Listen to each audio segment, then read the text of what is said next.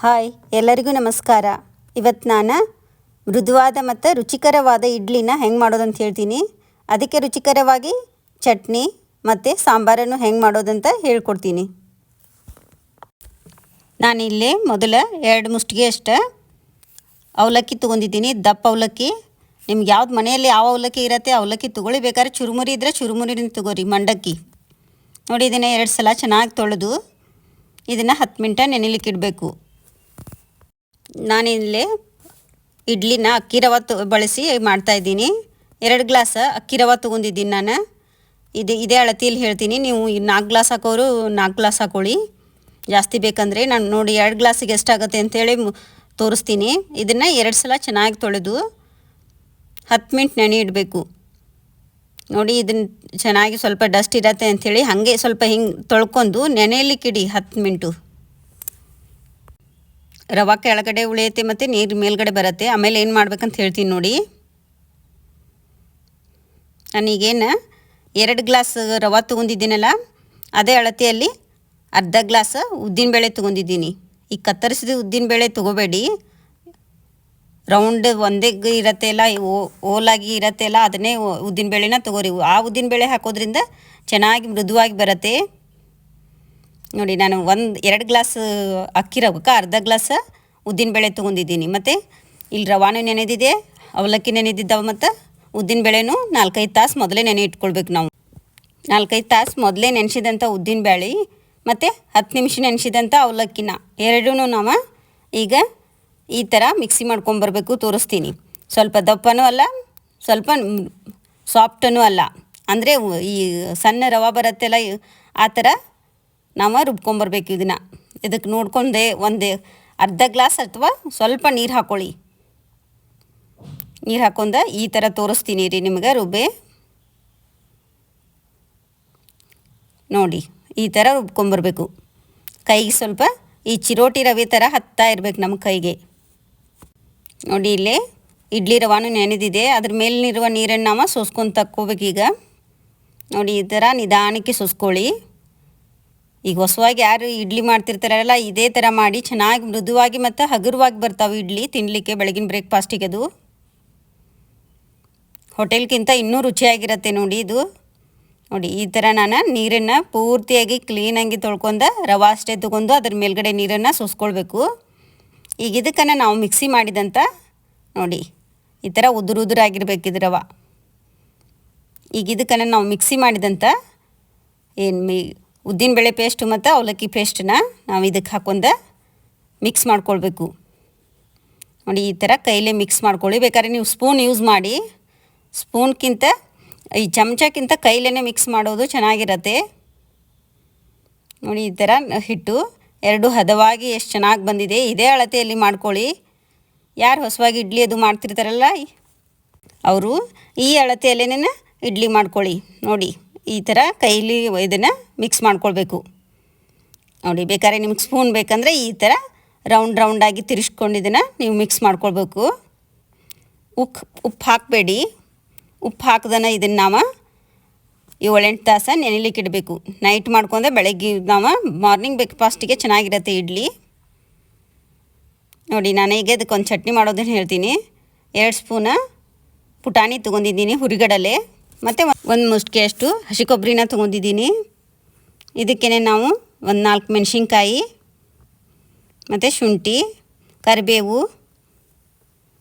ಮತ್ತು ಶುಂಠಿ, ನಾನು ಸ್ವಲ್ಪ ಜೀರಿಗೆ, ಇಲ್ಲಿ ಬೆಳ್ಳುಳ್ಳಿ ಹಾಕಿದ್ದೀನಿ, ಸ್ಕಿಪ್ ಆಯಿತು ಅದಕ್ಕೆ ತೋರಿಸ್ತಾ ಇದ್ದೀನಿ ನೋಡಿ. ಜವಾರಿ ಬೆಳ್ಳುಳ್ಳಿ, ಸ್ವಲ್ಪ ರುಚಿಗೆ ತಕ್ಕಷ್ಟು ಉಪ್ಪು ಮತ್ತು ಸ್ವಲ್ಪ ಸಕ್ಕರೆ, ಒಂದು ಸ್ವಲ್ಪ ಹುಣಸೆಹಣ್ಣು ಮತ್ತು ಸ್ವಲ್ಪ ನೀರು.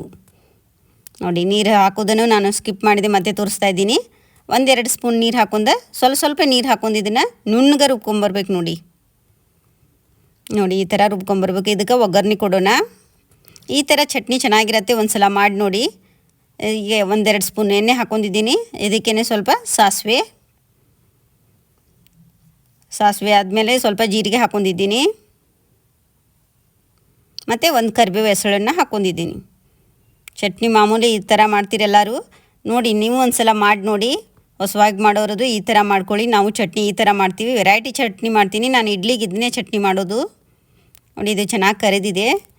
ಈಗ ನಾವು ಏನು ಈಗ ಮಿಕ್ಸಿ ಮಾಡಿದಂಥ ಈ ಚಟ್ನಿನ ನಾವು ಇದಕ್ಕೆ ಒಗ್ಗರಣೆ ಕೊಡ್ತಾಯಿದ್ದೀವಿ ನೋಡಿ. ಇದು ಗಟ್ಟಿ ಅನ್ನಿಸ್ತಾ ಇದೆ. ಈಗ ನಿಮಗೆ ಗಟ್ಟಿ ಅಂದರೆ ಹೀಗೆ ತಿನ್ಬೋದು, ರುಚಿಯಾಗಿರುತ್ತೆ. ನಮಗಿದು ಇನ್ನೊಂದು ಸ್ವಲ್ಪ ನೀರು ಬೇಕಂತ ಹೇಳಿ ನಾನು ಇನ್ನೊಂದು ಸ್ವಲ್ಪ ಅದೇ ಪಾತ್ರೆಯಲ್ಲಿ ನೀರು ಹಾಕಿ ತಿಳು ಮಾಡ್ಕೋತಾ ಇದ್ದೀನಿ ನೋಡಿ. ಇನ್ನೊಂದು ಸ್ವಲ್ಪ ನೀರು ಹಾಕಿ ಇದನ್ನು ನಾನು ತಿಳುವನ್ನು ಮಾಡ್ಕೊಳ್ಬೋದು. ನಿಮಗೆ ಯಾವ ಥರ ನಿಮಗೆ ಹೆಂಗೆ ಕ್ವಾಂಟಿಟಿ ಬೇಕಾಗುತ್ತೆ, ಈ ಥರ ದಪ್ಪ ಬೇಕಂದರೆ ದಪ್ಪ ಮಾಡ್ಕೊಳ್ಳಿ, ತಿಳು ಬೇಕಂದರೆ ತಿಳು ಮಾಡ್ಕೊಳ್ಳಿ. ಚಟ್ನಿ ಚೆನ್ನಾಗಿರುತ್ತೆ. ಚಟ್ನಿನೂ ರೆಡಿಯಾಗಿದೆ. ಸಾಂಬಾರು ಮಾಡೋದನ್ನು ಹೇಳ್ತೀನಿ. ನಾನಿಲ್ಲಿ 1-2 ಸ್ಪೂನು ಹೆಸರುಬೇಳೆ ತೊಗೊಂಡಿದ್ದೀನಿ ಮತ್ತು ಸ್ವಲ್ಪ ಚೆನ್ನಾಗಿ ಬೇಳೆ ಅಂದರೆ ಮೊಸರು ಬೇಳೆ ನೋಡಿ 2 ಸ್ಪೂನು ನಾನು ಮೊಸರು ಬೇಳೆನ ತೊಗೊಂಡಿದ್ದೀನಿ. ಮೊಸರು ಬೇಳೆ ಚೆನ್ನಾಗಿ ಅಂತೀವಿ ನಾವು. 1 ಸ್ಪೂನು ತೊಗರಿಬೇಳೆ ತೊಗೊಂಡಿದ್ದೀನಿ. ಇವನ್ನ 1-2 ಸಲ ತೊಳೆದೆ ನೋಡಿ. ಇದನ್ನು ನೀರಲ್ಲಿ ತೊಳೆದು ಸ್ವಚ್ಛಂಗೆ ತೊಳೆದು ನಾನು ಇದಕ್ಕೆ 1 ಟೊಮೆಟೊ ತೊಗೊಂಡಿದ್ದೀನಿ ನೋಡಿ. 1-2 ಮೆಣಸಿನ್ಕಾಯಿ ಮತ್ತು 1 ಟೊಮೆಟೊ ಮತ್ತು ಅರ್ಧ ಈರುಳ್ಳಿ ಹಾಕ್ಕೊಂಡಿದ್ದೀನಿ ಮತ್ತು ಸ್ವಲ್ಪ ಜವಾರಿ ಬೆಳ್ಳುಳ್ಳಿ ಮತ್ತು 1 ಕರಿಬೇವು, 1 ದೊಡ್ಡ ಕರಿಬೇವು ಹೆಸರು ಹಾಗೆ ಹಾಕ್ಕೊತೀನಿ. ಈ ರುಚಿನೂ ಚೆನ್ನಾಗಿರತ್ತೆ ನೋಡಿ. ಮತ್ತು ಇದಕ್ಕೆ ಎಷ್ಟು ಬೇಕು ನಿಮಗೆ ಕ್ವಾಂಟಿಟಿ ಸಾಂಬಾರು ಎಷ್ಟು ಬೇಕು ನೋಡ್ಕೊಂಡು ನಾನು ನೀರು ಹಾಕ್ಕೊಂಡಿದ್ದೀನಿ. ಇದಕ್ಕೇ ಸ್ವಲ್ಪ ಜೀರಿಗೆ ಮತ್ತು ಸ್ವಲ್ಪ ಶುಂಠಿನೂ ಹಾಕ್ಕೊಂಡಿದ್ದೀನಿ ಮತ್ತು ಅರಿಶಿನ ಪೌಡರು ಮತ್ತು ರುಚಿಗೆ ತಕ್ಕಷ್ಟು ಉಪ್ಪು ಮತ್ತು 1 ಸ್ಪೂನ ಎಣ್ಣೆ ಹಾಕ್ಕೊಳ್ಳಿ. ಎಣ್ಣೆ ಹಾಕೋದ್ರಿಂದ ಉಕ್ಕೋದಿಲ್ಲ ನೋಡಿ. ನಾನು ಇದನ್ನು 3 ವಿಸಲ್ ಮಾಡಿಸ್ಕೊಂಬರ್ತೀನಿ ನೋಡಿ. 3 ವಿಸಲ್ ಆದಮೇಲೆ ಚೆನ್ನಾಗಿ ಬೇಳೆ ಬೆಂದಿದೆ ನೋಡಿ. ಬೇಳೆ ಚೆನ್ನಾಗಿ ಬೆಂದಿದೆ. ಇದನ್ನು ಸ್ವಲ್ಪ ನಾನು ಸ್ಪೂನ್ಲೇನೆ ಸ್ಮ್ಯಾಶ್ ಮಾಡ್ಕೊಳ್ತಾ ಇದ್ದೀನಿ, ಅಂದರೆ ಮಿಕ್ಸ್ ಮಾಡ್ಕೊಳ್ತಾ ಇದ್ದೀನಿ. ಅಥವಾ ಒಂದು ಕಡ್ಗೋಲು ತೊಗೊಂಡು ಕಡ್ಕೋಬೋದು. ಇದರಿಂದ ಚೆನ್ನಾಗಿ ಅದು ನೈಸ್ ಆಗುತ್ತೆ. ಈಗ ಒಂದು ಪಾತ್ರೆಗೆ 2 ಸ್ಪೂನ್ ಎಣ್ಣೆ ಹಾಕ್ಕೊಂಡಿದ್ದೀನಿ. ಎಣ್ಣೆ ಕಾದಾದ್ಮೇಲೆ ಇದಕ್ಕೆ ಸ್ವಲ್ಪ ಸಾಸಿವೆ, ಒಂದು ಅರ್ಧ ಸ್ಪೂನು ಜೀರಿಗೆ ಮತ್ತು 1 ಈರುಳ್ಳಿ ಮತ್ತು ಸ್ವಲ್ಪ ಕರಿಬೇವು ಮೊದಲೇ ಹಾಕ್ಕೊಂಡಿದ್ದೀನಿ. ಒಂದು ಅರ್ಧ ಕರಿಬೇವನ್ನ ಯೂಸ್ ಮಾಡ್ಕೊಳ್ಳಿ ಮತ್ತು ಸ್ವಲ್ಪ ಬೆಳ್ಳುಳ್ಳಿ. ಈಗ ಇದನ್ನು 1 ಮಿನಿಟ್ ಹಿಂಗೆ ಫ್ರೈ ಮಾಡ್ಕೊಂಡೆ. ಈಗ ಇದಕ್ಕೆ ನಾನು ಅಚ್ಕಾರದ ಪುಡಿ 1 ಚಮಚ, ಸ್ವಲ್ಪ ಸಾಂಬಾರು ಮಸಾಲ ನಿಮ್ಮ ಮನೆಯಲ್ಲಿ ಇದ್ದಿದ್ದು ಹಾಕ್ಕೊಳ್ಳಿ. ಇಲ್ಲರಿಗೆ ಮನೆಯಲ್ಲೇ ಫ್ರೆಶ್ ಆಗಿ ಮಾಡ್ಕೊಳ್ಬೋದು. 1 ಸ್ಪೂನು ಅರಿಶಿನ ಪೌಡರ್ ಹಾಕಿ ಮಿಕ್ಸ್ ಮಾಡಿಕೊಂಡೆ ನಾವು ಇದಕ್ಕೇನು ಬೇಳೆ ಬೇಯಿಸ್ಕೊಂಡಿದ್ದೇವಲ್ಲ ಇದನ್ನು ಹಾಕ್ಕೋಬೇಕು ನೋಡಿ. ಬೇಳೆ ಚೆನ್ನಾಗಿ ಬೆಂದಿದೆ. ಈಗ ಇಡ್ಲಿಗೆ ಸಾಂಬಾರು ಚೆನ್ನಾಗಿರುತ್ತೆ. ಸಾಂಬಾರು ಚಟ್ನಿ ಎರಡೂ ಚೆನ್ನಾಗಿರುತ್ತೆ. ಚಟ್ನಿ ತಿಳುಬೇಕು ಸ್ವಲ್ಪ ನಮಗೆ, ನಾನು ಅದಕ್ಕೆ ತಿಳು ಮಾಡ್ಕೊಳ್ತಾ ಇದ್ದೀನಿ. ಮತ್ತು ಇದಕ್ಕೆ ಸ್ವಲ್ಪ ಹುಣಸೆ ರಸ, ನಾನು 1 ಟೊಮೆಟೊ ತೊಗೊಂಡಿದ್ದೆ ಅದಕ್ಕೆ. ಮತ್ತು ಮೊದಲೇ ಉಪ್ಪು ಹಾಕ್ಕೊಂಡಿದ್ದೆ. ಇದು ಸ್ವಲ್ಪ ಉಪ್ಪು ಕಡಿಮೆ ಆಗಿದೆ ಅಂತ ಉಪ್ಪು ಹಾಕ್ಕೊಂಡಿದ್ದೀನಿ. ನೀವು ನೋಡ್ಕೊಂಡು ರುಚಿಗೆ ಎಷ್ಟು ಬೇಕೋ ಅಷ್ಟು ಉಪ್ಪು ಹಾಕ್ಕೊಳ್ಳಿ ನೋಡಿ. ಒಂದು ಸಲ ಮಿಕ್ಸ್ ಮಾಡಿಕೊಂಡೆ ಇದಕ್ಕೆ ಸ್ವಲ್ಪ ಮೇಲ್ಗಡೆ ಕೊತ್ತಂಬರಿ ಉದ್ದಿಸ್ರೆ ರುಚಿಯಾದ ಇಡ್ಲಿ ಸಾಂಬಾರು ರೆಡಿ ಆಗತ್ತೆ ನೋಡಿ. ಮೇಲ್ಗಡೆ ಕೊತ್ತಂಬರಿ ಉದುರಿಸಿ 1-2 ಕುದಿಸ್ರೆ ಬಿಸಿಯಾದ ಇಡ್ಲಿ ಸಾಂಬಾರು ರೆಡಿ ಆಯಿತು. ಈಗ ಇಡ್ಲಿ ಮಾಡೋದನ್ನು ಹೇಳ್ತೀನಿ ನೋಡಿ. ಈಗ 8 ತಾಸು ನೆನೆದಿದೆ ಇದು ಇಡ್ಲಿ ಹಿಟ್ಟು. ತೋರಿಸ್ತೀನಿ ರೀ ನೋಡಿ. ಚೆನ್ನಾಗಿ ನೆನೆದಿದೆ. ಒಂದು ಸಲ ನಾವು ಇದನ್ನು ಸ್ಪೂನ್ಲೆ ಈ ಥರ ತಿರುಗಿಸ್ಕೋತಾ ಇರಬೇಕು. ಈ ಥರ ತಿರುಗಿಸೋದ್ರಿಂದ ಇನ್ನೂ ಹೆಚ್ಚು ಮೃದುವಾಗಿ ಬರುತ್ತೆ ಮತ್ತು ಸಾಫ್ಟಾಗಿ ರುಚಿಯಾಗಿರತ್ತೆ ನೋಡಿ. ಇಡ್ಲಿದು ಫರ್ಮೆಂಟೇಷನ್ ಚೆನ್ನಾಗಿದೆ. ಇದಕ್ಕೇ ಈಗ ನಾವು ರುಚಿಗೆ ತಕ್ಕಷ್ಟು ಉಪ್ಪು ಹಾಕಿ ಇನ್ನೊಂದು ಸಲ ನಾವು ಮಿಕ್ಸ್ ಮಾಡ್ಕೊಳ್ಬೇಕು. ಈ ಥರ ನಾವು ಮಿಕ್ಸ್ ಮಾಡೋದ್ರಿಂದ ಹಗುರವಾಗಿ ಬರ್ತವೆ ಇಡ್ಲಿಗಳು. ಚೆನ್ನಾಗಿ 5 ಮಿನಿಟನ್ನು ಮಾಡ್ಕೊಳ್ಳಿ ಅಥವಾ 2 ಮಿನಿಟು ಈ ಥರ ಸ್ಪೂನ್ಲೆ ನಾವು ಈ ಥರ ಮಿಕ್ಸ್ ಮಾಡ್ಕೊಳ್ಬೇಕು. ಈಗ ನೋಡಿ ನೀರನ್ನು ನಾವು ಅಲ್ಲಿ ಪಾತ್ರೆಗೆ ಇಡ್ಲಿ ತಟ್ಟೆ ಇಡೋಕ್ಕಿಂತ ಮೊದಲು ನಾವು ನೀರು ಸ್ವಲ್ಪನ ಕಾಸ್ಕೊಳ್ಬೇಕು, ಪ್ರೀ ಹೀಟ್ ಮಾಡ್ಕೊಳ್ಬೇಕು. ಈಗ ಇಡ್ಲಿ ತಟ್ಟೆ ತೊಗೊಂಡಿದ್ದೀನಿ. ಇದಕ್ಕೇ ಸ್ವಲ್ಪ ಎಣ್ಣೆ, 1 ಸ್ಪೂನ್ ಎಣ್ಣೆ ಹಾಕ್ಕೊಂಡೆ ನಾವೇನೀಗ ಇದನ್ನೆಲ್ಲ ಕ್ಲೀನಾಗಿ ಇಡ್ಲಿ ತಟ್ಟೆಗೆಲ್ಲ ಒರೆಸ್ಕೋಬೇಕು ಎಣ್ಣೆನ ಚೆನ್ನಾಗಿ ನೋಡಿ. ಈಗ ನೀವು ಎಷ್ಟು ಚೆನ್ನಾಗಿ ಬಂದವೆ ಇಡ್ಲಿ ತೋರಿಸ್ತೀನಿ ನೋಡಿ.